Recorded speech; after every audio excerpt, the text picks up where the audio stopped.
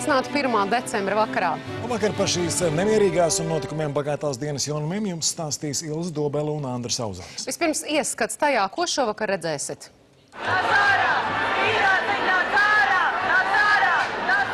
Tūkstošiem studentu un arotbiedrību pārstāvju pulcējas skaļos protestos pie Saeimas nama, kur deputāti izšķir krīzes budžeta likteni.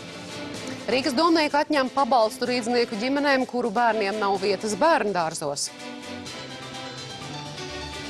Sākas jauna ēra Eiropas vēsturē. Eiropas Savienības sāk dzīvot saskaņā ar jauno Lisabonas līgumu. Un pretrunīgi viedokļi par to, vai valstī jātērē miljoni jaunām bezmaksas vakcīnām. Karsta notikumi šodien pie Saeimas nama un izšķirīgi notikumi pašā parlamentā tiek lemts, kādus nodokļus maksāsim nākamgad un kā valsts tērēs šo naudu. Saeimas deputāti ārkārtas sēdē jau 11. stundu lem par nākamā gada valsts budžeta un to pavadošo likumu pieņemšanu galīgajā lasījumā. Cik tālu deputāti ir tikuši, to mums palīdzēs noskaidrot Dainis Miķelsons, kurš šobrīd ir kopā ar mums tiešraidē no Saeimas nama. Labvakar, Daini! Sveiks, Andri! Daini, saki, cik tālu deputāti ir tikuši ar budžeta izskatīšanu šobrīd?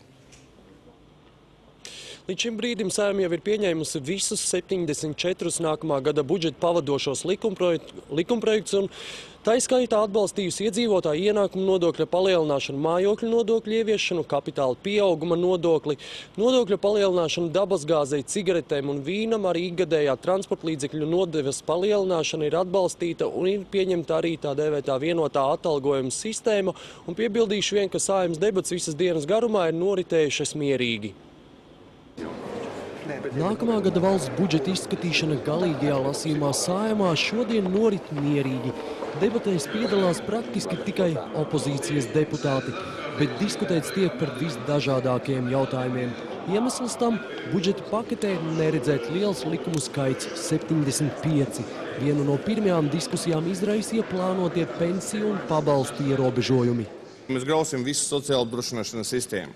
Šodien, ja viņu būvēta, ja cilvēks vairāk maksā, viņam tiesības saņemt vairāk gan bezdarbnieka pabalstu, gan maternitātes pabalstu un tā tālāk. Un tas ir godīgi. Cilvēks vairāk piedalās šajā sistēmā apdrošināšanas, viņam tiesības vairāk saņemt. Ja mēs ievedam ierobežojumus, nekādas motivācijas cilvēkam nākotnē maksāt vairāk nebūs. Daudz plašākas diskusijas izraisīja jau plānotā nodokļu palielināšana. Piemēram, iedzīvotāju ienākuma nodokļa palielināšanu uz 26%. Opozīcija rosināja tomēr aizstāt ar progresīvo iedzīvotāju ienākuma nodokli, ko ieviest mudinājuši arī starptautiskie aizdevēji. Tā medmāsa, kur pelna 200 latus, viņa samaksā PVN 21%, viņa nu jau pēc jūsu priekšlikuma maksās 26% iedzīvotāju ienākumu nodokli, bet tie cilvēki, kas dzīvo no dividendēm, kas dzīvo no depozītu noguldījumiem, tie arī turpmāk maksās tikai 10 vai 15%, un tas nav taisnīgi. Asu kritiku tiesa gan arī tikai no opozīcijas puses izpelnījās arī valdības izstrādātā vienotā atalgojuma sistēma, kurā esot pārāk daudz izņēmumu. Piemēram, Latvijas bankas lielās algas aizvien ietekmēt nevarēs. Tad izrādās, ka tā kā George Orwell tajā romānā ir visi zvēri ir vienlīdzīgi, bet zaži zvēri ir vienlīdzīgāki nekā pārējie. Un, godājumie kolēģi, tā situācija sāk apaugt ar dažādām puspatiesībām, un tāpēc es gribētu teikt sekojošu. Latvijas Saeima ir darba devējs Centrālās bankas prezidentam. Latvijas Saeimai ieceļot Centrālās bankas prezidentu ir pilnas tiesības noteikt viņam atalgojumu līmeni. Jāpiebilst, ka aizstāvēt valdības pozīcijas tribīnē pagaidām nav kāpis neviens no kuplā pulkā Saeimas sēdē klātesošajiem ministriem. To, ka daudzus izdevumu samazinājumus un nodokļu palielinājumus nākamgad diktē starptautisko aizdevēju prasības, apgalvoja vien atsevišķi valdošās koalīcijas deputāti. Izvēles nesot, saistības jāpilda, skanēja jau daudzkārt dzirdētais pamatojums. Jo pretējā gadījumā tie solījumi, tās apņemšanās, tās vienošanās, ko mēs esam panākuši, ja mēs uzskatīsim, ka tās nav saistošas vienai pusē, tad acīm redzot tieši tāpat tās nebūs saistošas otrai pusē. Līdz ar to, ja mēs gribam turpināt aizņemties uz tiem pašiem nosacījumiem, tad mums ir jāpierāda, ka mēs esam godprātīgi sarunu partneri. Nākamā gada valsts budžets pēc nepieredzēt ilgās kopā likšanas pieņemts gan visticamāk tiks. Visas koalīcijas partijas ir solījušas balsot par. Saeimas ārkārtas sēde šobrīd turpinās, un pēc visu pavadošo likumprojektu izskatīšanas deputāti tagad ir ķērušies klāt arī pašam jumta likumam, jeb likumprojektam par valsts budžetu 2010. gadam. Andri? Daina saka, vai deputāti šodien paspēs pieņemt budžetu, vai atkal mūs visus sagaida gara budžeta nakts? Visticamāk, ka nākamā gada budžets šodien tiks pieņemts, jo no kopā vairāk nekā 1300 priekšlikumiem liela daļa jau ir izskatīta, un arī no tiem, kas ir pašā jumta likumā, vairāk nekā 300 priekšlikumiem arī jau aptuveni puse ir izskatīta. Līdz ar to, ja vien nenotiks kaut kāda neparedzēta aizķeršanās, tad budžets visticamāk jau šodien tiks arī pieņemts. Andri? Jā, paldies. Dainis Miķelsons tiešraidē no Saeimas ziņoja par nākamā gada valsts budžetu un to pavadošo likumu pieņemšanu galīgajā lasījumā, un sagaidāms, ka likuma projekts par budžetu tiks pieņemts vēl šovakar. Bet tikmēr ar skaļiem saucieniem par bezcerīgu nākotni šodien pie Saeimas pulcējās vairāki tūkstoši cilvēku. Sanākušie pauda savu negatīvo attieksmi pret nākamā gada valsts budžetu un pieprasīja Saeimas atlaišanu. Protesta akcija sākās jau 8:00 no rīta, kad pie Saeimas sapulcējušies protestētāji ar svilpieniem un skaļiem saucieniem sagaidīja uz darbu ejošos Saeimas deputātus veltietiem asu kritiku. Bet ap pusdienlaiku Saeimas ēku ielēns arī studenti. Viņi bija daudz uzstājīgāki un skaļāki savās prasībās. Jaunieši pieprasīja arī Izglītības un zinātnes ministras Tatjanas Koķes demisiju. Protestiem līdz sekoja Svetlana Leitāna.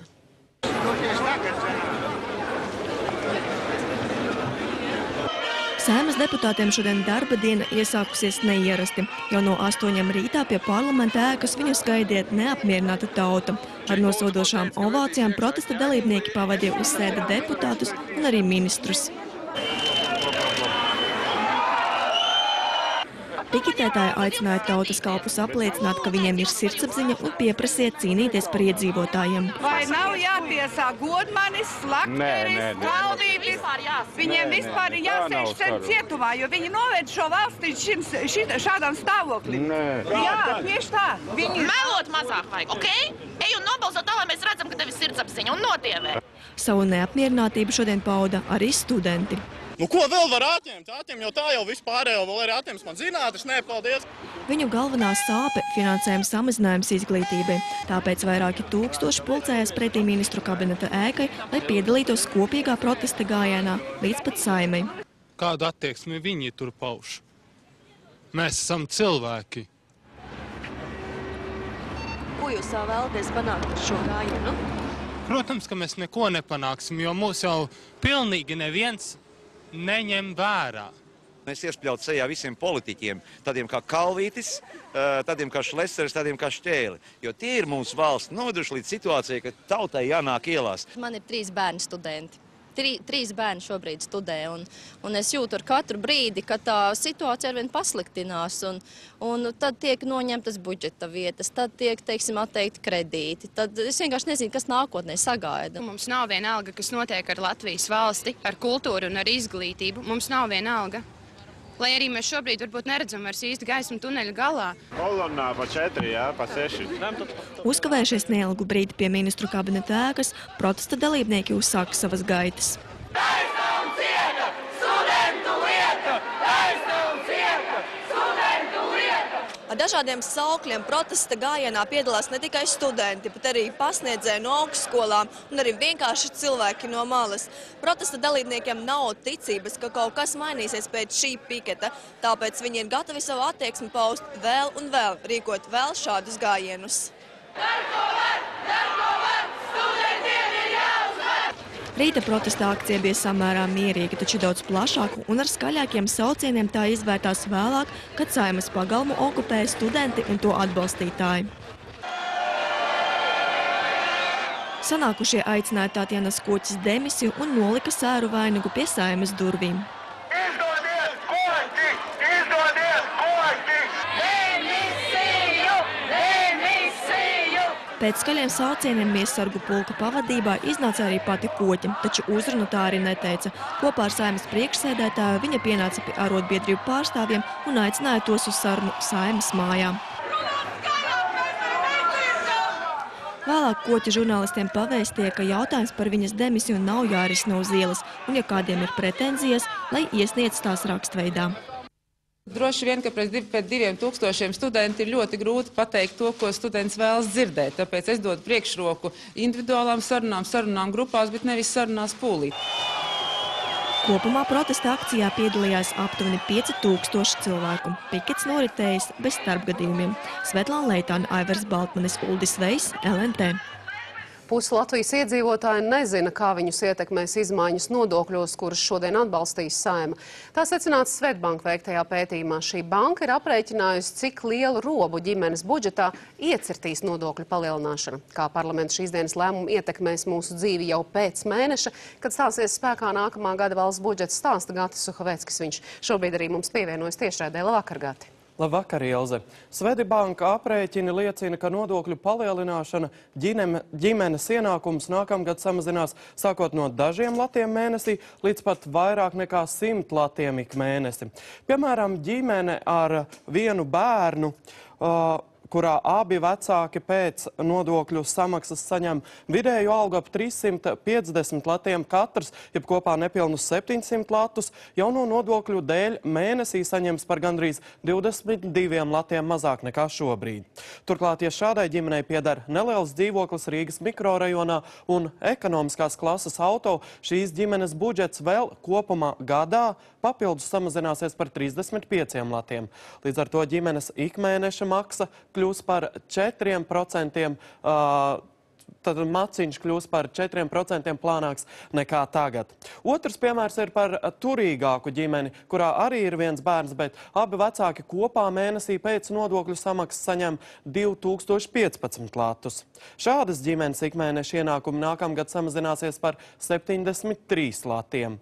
Robs ģimenes budžetā palielināsies vēl par 30 latiem, ja šai ģimenei ir privātmāja Pierīgā un viens vidējas klases auto. Tādi ir Svetbanka veiktie aprēķini, ņemot vērā, ka nākamgad tiek palielināts iedzīvotāju ienākuma nodoklis, tiek ieviesta mājokļa nodokļa progresīvā likme, kā arī palielināta transporta nodeva. Taču jāņem vērā, ka ģimenes budžetu ietekmēs arī citi Saeimas lēmumi. Tieši vai netieši ietekme būs maijā gaidāmajai akcīzes nodokļu ieviešanai dabas gāzei. Akcijas palielināšanas dēļ dārgāks kļūs arī cigaretes un vīns. Robu ģimenes budžetā var iegriezt nodoklis par dienesta auto, ja to lieto privātiem nolūkiem, kā arī kapitāla pieauguma nodoklis. Piemēram, par peļņu bankas uzkrājumā būs jāmaksā 10% nodoklis, bet par ienākumiem, piemēram, no nekustamā īpašuma pārdošanas 15% nodoklis. Jelze? Par to, kā iedzīvotājs ietekmēs izmaiņas nodokļos, kuras šodien atbalstīs Saeima, stāstīja Gatis Suhaveckis. Paldies, Gati! Rīdzinieki, kur bērniem nav vietas bērndārzos, vairs nesaņēmis pabalstus. Rīgas doma šodien ārkārtas sēdē nolēma, ka līdzekļi, ko pašvaldība izmaksā šajos pabalstos, būtu ieguldāmi jaunu bērndārzu celšanā. Turpina Uldis Jaunzems. Ērika ir vientuļā māmiņa. Viņa ir bez darba un ikdienā spiesta savu divgadīgo meitiņu pieskatīt pati. Bērndārzā vietas nav. Pagaidām pārtiekam no pabalsta 38 mēnesi valsts pabalsts. Tā kā tie 50 lati ir tas izdzīvošanas jautājums. Ģimenes budžetā tas bija ļoti daudz. Vismaz bērns bija paēdis. Pat labāk, gadījumos, ja bērns netiek nodrošināts ar vietu Rīgas pašvaldības bērndārzā, vecākiem tiek piešķirts 50 latu liels pabalsts ik mēnesi. Pašvaldības budžetā šī pabalsta izmaksai šogad paredzēti 3 miljoni latu. Šodien Rīgas doma nolēma vecākiem, kuru bērniem nav vietas bērndārzos, pabalstus vairs nemaksāt. Tiek norādīts, ka pašvaldībai nav pienākums izmaksāt šādu pabalstu, turklāt tas nevienmēr ticis izmantots paredzētajam mērķim. Ja vecāki šo pabalstu tērēja, teiksim tā, bērna nodrošināšanai, kaut vai pārtiks produktiem vai apģērbi, tad tas tomēr nesasniedz to mērķi, kāds sākotnēji bija domāts pirmsskolas izglītības ieguvēju. Šīs pabalsts faktiski ir kļuvis par sociālu pabalstu. Cilvēki uz to pieteicās un to saņem, lai nodrošinātu kaut kādu ienākumu ģimenēm ar savai ģimenei, ar savam bērnam. Un šī situācija vajag sakārtot. To naudu, jo tas ir pabalsts, kas saucamais auklītiem, mēs virzīsim, lai atvertu jaunas vietas bērndārzos. Šo pabalstu saņēmēju skaits pieaudzis no aptuveni 600 bērniem 2006. gadā līdz 6000 šogad. Ierēģi izpētījuši, ka izmaksājot pabalstu, rindas netiek mazinātas un arī jaunas vietas dārziņos nerodas. 2/3 no pabalstu saņemošiem vecākiem nemaz nesot Rīgas iedzīvotāji, bet galvaspilsētā deklarējušies, lai pabalstus saņemtu. Turklāt daļa no vecākiem bērnus reģistrējuši tajos dārziņos, kur lielākas rindas, lai pēc iespējas ilgāk pabalstu saņemtu. Māmiņu klubs gan šādus gadījumus sauc par izņēmumiem un norāda, solītās jaunās vietas bērndārzos tik ātri neradīsies. Mēs šaubamies, vai atņemtais pabalsts šīs vietas atļaus radīt. Varbūt Rīgas domē ir sava aprēķina, bet katrā ziņā mums ļoti nepatīk tas veids, kā tas tiek vecākiem pasniegts. Gan māmiņas, gan domas opozīcija tiek mierināta, ka masturīgās ģimenes no šī pabalsta atcelšanas necietīs. Lai palīdzētu masturīgajām ģimenēm ar bērniem, pašvaldība tām maksās sociālos pabalstus. Nav iemesla satraukties sabiedrībai, jo pabalsts šie 50 lati, kompensācija vienalga, kā katrs cilvēks viņu saukt, tiek atstāts visām trūcīgajām ģimenēm. Līdz šim izlietotie līdzekļi pabalstu izmaksai tikšot novirzīti jaunu bērndārzu būvniecībai. Rīgas doma ir pārliecināta, ka pieņemtais lēmums paplašinās bērndārzu tīklu un nodrošinās papildus vietas aptuveni 1000 bērniem. Uldis Jaunzems, Raits Valters, LNT. LNT ziņu turpinājumā skatieties. Ceļu policisti pārbauda, vai autovadītāji nav aizmirsuši, ka ir jau 1. decembris un no šīs dienas jābrauc ar sezonai atbilstošām riepām. Vai autobraucēji šo noteikumu ievēro? Redzēsiet jau pēc brīža.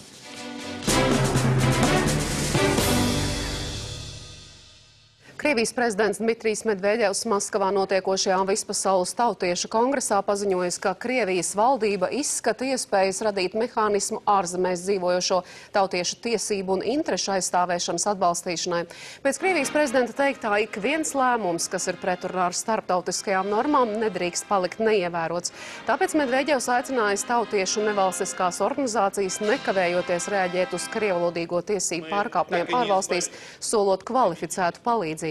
Medvedevs paziņoja, ka jau ir gatavi grozījumi likumā par darbu ar tautiešiem, kurā būs precizēts pats ārvalstīs dzīvojošo tautiešu jēdziens. Tautiešu sabiedriskās organizācijas varēs reģistrēt tādus cilvēkus un izdot viņiem atbilstošas apliecības. Šodien Portugāles galvaspilsētā ar svinīgu pasākumu tiek atzīmēta Lisabonas līguma stāšanās spēkā. Tas pavēris Eiropas Savienībā iespēju nostiprināt savu lomu starptautiskajā arēnā, palielinājis Eiropas parlamenta varu un atvieglojis lēmumu pieņemšanas procesu dalībvalstu vidū. Lisabonas līgums arī radījis Eiropas Savienības prezidenta amatu un palielinājis ārpolitikas vadītāju pilnvaras. Turpina Ivo Goldmans. Lisabonas līguma atbalstītāji ir pārliecināti, ka tas liek pamats Eiropas Savienības centieniem nostiprināt savu ietekmi pasaulē, kad finanšu krīzes ietekmē pie apvāršņa parādījies tāds ietekmīgs spēlētājs kā Ķīna. Taču kritiķi norāda, ka Eiropas Savienība jau diskreditējusi šo mērķi, ar lielām mokām mēģinot panākt visu 27 dalībvalstu atbalstu līgumam, kura galīgās versijas izstrāde un ratifikācija ilga 8 gadus. Turklāt par Eiropas Savienības prezidentu un ārvalstu resoru vadītāju kļuvuši nebūt neietekmīgi politiķi. Neraugoties uz joprojām aktuālajām pretrunām, Eiropas Savienība šodien atzīmē Lisabonas līguma stāšanos spēkā ar svinīgu pasākumu vietā, kur tika likti tā pamati – Portugāles galvaspilsētā. Tas ir lielisks līgums, kas nostiprinās savienības starp valstīm, kas to ir parakstījušas. Es ceru, ka līdz ar līguma stāšanos spēkā vardarbības būs mazāk, kari tiks izbeigti un mēs kļūsim par patiesi vienotu valsti. Tomēr līguma ratifikācijas process nebija no vieglajiem. Tā liktenis karājās mata galā līdz brīdim, kad 3. oktobrī notikušajā referendumā to atbalstīja īrijas iedzīvotāji, un mēnesi vēlāk Čehijas prezidents Vaclavs Klauss atteicās no draudiem to bloķēt. Neraugoties uz šo šķēršļu pārvarēšanu, vairākas nedēļas no vietas Eiropas Savienības dalībvalsts nespēja atrast piemērotu kandidātu Eiropas Savienības prezidenta un ārlietu resoru vadītāju amatam. Gala rezultātā izvēloties domstarpību noregulēšanas speciālistus, nevis politikas superzvaigznes. Ivo Goldmans, LNT. Itālijas premjerministrs Silvio Berlusconi kļūs par pirmo rietumvalstu līderi, kas pēdējo 15 gadu laikā ieradies vizītē Baltkrievijā un ticies ar Aleksandru Lukašenko, ko ASV savulaik nodēvēja par pēdējo Eiropas diktatoru. Berlusconi īsās vizītes formālais mērķis bija ekonomisku attiecību uzlabošana, taču ar to vienlaikus tika izbeigta Baltkrievijas diplomatiskā izolācija, kas savulaik tika noteikta cilvēktiesību pārkāpumu dēļ. Šogad Eiropas Savienība vēl uz 1 gadu pagarināja Baltkrievijai noteiktā sankciju režīmu moratoriju, tomēr pilnībā to neatceļot, jo politisko reformu jomā nav panākts pietiekams progress. Igaunijas ārlietu ministru informējis Vašingtonu par lēmumu tomēr neuzņemt ASV Guantanamo bāzē ieslodzītos cietumniekus. Igaunijas ārlietu ministrs Urmas Spaids skaidro, ka Talline nav saņēmusi oficiālu ASV centrālās izlūkošanas pārvaldes lūgumu par cietumnieku uzņemšanu. Taču laikraksts Esti Pāvelete ziņo, ka Vašingtonu pārsteidzis šāds Tallinas lēmums, jo gada sākumā tā uzsāka pārunas par iespējamo ieslodzīto pārvešanu uz Igauniju. Turklāt Igaunijas amatpersonas arī devušās uz Guantanamo, lai izvēlētos cietumniekus, kas varētu tikt uzņemti. Tagadējais ASV prezidents Baraks Obama bēdīgi slavu iemantoja šo bāzi, vēlas slēgt līdz 2010. gada 22. janvārim, taču pagājušo mēnesi atzina, ka šo solījumu visticamāk neizdosies izpildīt noteiktajā termiņā.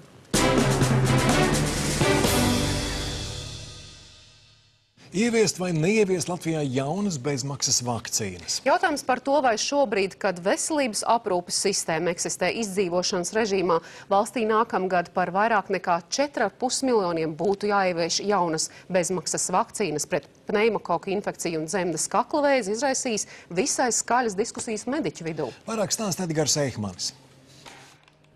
Izmaiņas vakcinācijas noteikumos paredz no nākamā gada 1. janvāra valsts nodrošinās bezmaksas vakcīnas pret pneimakoka infekciju, bet no 1. septembra vakcināciju pret dzemdes kakla vēzi izraisošo papilomas vīrusu. Par vairāk kā 4,5 miljonu latu izlietojumu veselības aprūpes sistēmā tik grūtā brīdī viedokļi krasi dalās. Vakcinācijas atbalstītāji uzskata, profilakse ilgtermiņā atmaksāsies. Latvijā pirmo reizi dzemdes kakla vēzi diagnosticē katru gadu apmēram 300 sievietēm. Un, protams, šāda vēža ārstēšana bieži vien viņu atrod vēlīnā stadijā. Un tā cilvēka ārstēšana ir ļoti sarežģīta un ļoti dārga. Normālā valstī medicīnas aprūpē būtu jābūt vērstai uz profilaksi, nevis uz ārstēšanu. Ja? Tātad mūsu uzdevums būtu pamatā novērst jebkuru iespējamo slimību. Un tikai tad, ja mēs to nevaram darīt, tikai tad pievērsties ārstēšanai. Tomēr pret jaunajām vakcīnām kategoriski iebilst farmacētu biedrība. Šobrīd veselības aprūpes sistēma eksistē izdzīvošanas režīmā un nevar atļauties tik ekskluzīvas lietas. Veselības ministrija arī nesot adekvāti izvērtējusi vakcīnu efektivitāti. Šobrīd es jau sliecos teikt, ka tas rada aizdomas par korupciju, jo man nav skaidrs, kāpēc veselības ministrija nav sniegusi nevienas paskaidrojumus. Šobrīd tas ir kā saucēja balss tuksnesī. Mēs neesam saņēmuši ne mazāko pamatojumu un ne mazāko izskaidrojumu šādiem lēmumiem. Savukārt vakcinācijas atbalstītāji līdzīgus pārmetumus raida pašiem zāļu tirgotājiem, kuriem vakcinācija nesot finansiāli izdevīga. Proti, jo mazāk cilvēku saslims, jo mazāk aptiekās pirks ārstēšanai nepieciešamās zāles. Veselības ministrija norāda, vairāku miljonu ieguldījums ir pamatots. Piemēram, 2 gadu laikā pneimakoka izraisītu slimību ārstēšana valstī izmaksā 1,5 miljonu latu. Vakcinācija tiek uzsvērta kā viena no labākiem risinājumiem, kā gan ar slimību cīnīties, gan arī kā vienīgais faktiski profilakses līdzeklis šajā gadījumā. Veselības ministrijas dati liecina, izmainot vakcinācijas kalendāru, nākamgad būs nepieciešami vismaz 4,6 miljoni latu, bet 2011. gadā 6,4 miljoni latu. Edgars Eihmanis, Uldis Vēss, LNT. Gailīšu pagasta Ļaudis Bauskas novadā šodien pamodās ar dīvainām sajūtām. Televizors neiet un arī radio ziņas nestāsta kā ierasts. Sajutušies kā pavisam citā civilizācijā, vietie devās meklēt, kāpēc viņu mājās pēkšņi nav elektrības. Ja sadales skapjos par bojājumiem, nekas neliecina. Kas noticis ar elektropadevi Gailīšu pagastām, jūs uzzināsiet Degpunktā uzreiz pēc LNT laika ziņām. Melnas rievotas gumijas, kas ļauj justies drošāk un glābt dzīvības. No šodienas līdz 1. martam automašīnām, kuru masa ir līdz 3,5 tonnām, jābūt aprīkotām ar ziemas riepām. Lai noskaidrotu, kā autovadītāji ievēro šo noteikumu, ceļu policijas ekipāžai līdzdevās arī Kārlis Golbergs-Kristapsons. Neskatoties uz laikapstākļiem, sākoties decembrim, vasaras riepām jābūt nomainītām pret ziemas vai vissezonas riepām. Pretējā gadījumā inspektoram ir tiesības piemērot 20 latu naudas sodu.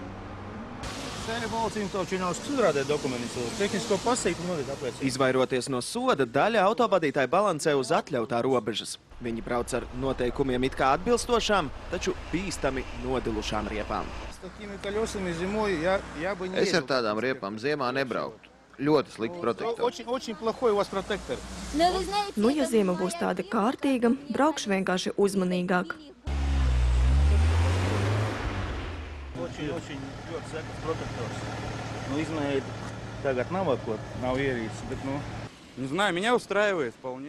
Mani apmierina, kad būs jāiet tehniskā apskati, tad jau redzēs, kas būs. Prasība automašīnu aprīkot ar ziemas riepām nav kāds ceļu policistu izdomāts untums. Ziemas riepas tiešām glāb cilvēku dzīvības. Pilsētās par 25%, bet ārpus pilsētām par 35% ziemas riepas saīsina bremzēšanas ceļu. Vairums autovadītāji pret prasību braukt ar sezonai atbilstošām riepām attiecas godprātīgi. Tomēr ceļu policijas inspektori novērojumi liecina, ka šogad, izšķiroties starp drošību vai taupību, cilvēki izvēlas labāk taupīt. Tas ir jūtams, jā. Bet pārsvarā ir normāli. Ļoti patīkam no drošības puses, ka mazāk būs avārijas un mazāk būs problēmas uz ceļa. Un mums būs mazāk darba. Ceļu policijas inspektori atgādina, ka pat labākās ziemas riepas nav glābiņš pret visām nelaimēm. Atbilstošas riepas ir drošākas, bet tikai apvienojumā ar atbildīgu braukšanu. Kārlis Golbergs-Kristapsons, Aivars Baltmanis, LNT. Eksprezidenta Vairvīķa Freiberga šovakar Rīgā Kronvalda parkā iedegusi Ziemassvētku egli, ko rotā bērnu darināti balti eņģeļi.